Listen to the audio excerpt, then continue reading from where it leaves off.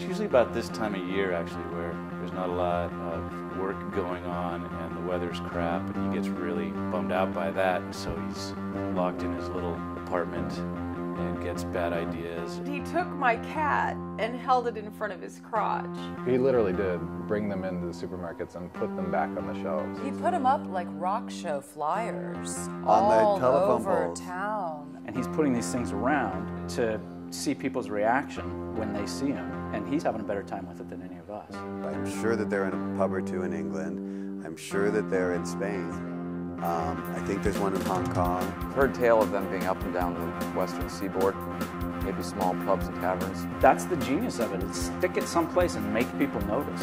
And then there's something different about this, and then you look at it closely, and there it's Matt. It makes the first time you see it that much more fun. It's even creepier because it's in her, childhood bedroom that hasn't changed one iota, but all of a sudden there's Matt with his cat. In the children's section of a video store. At eye level for a 5-year-old. Genius.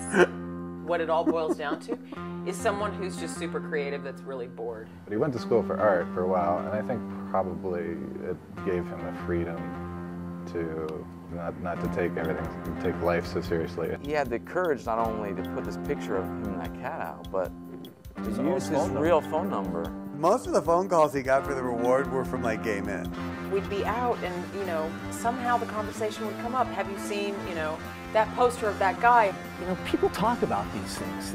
They're part of our culture. I think wanting to be famous isn't an uncommon thing, or to leave a mark on the world before you leave it. I think it's a pretty common thing, and I think he's just doing it very practically. I think his medium is a little bit different than how we think of traditional art, being paintings, photographs, or any other variety of art. But I think it's just as valid as a body of work as anyone else's.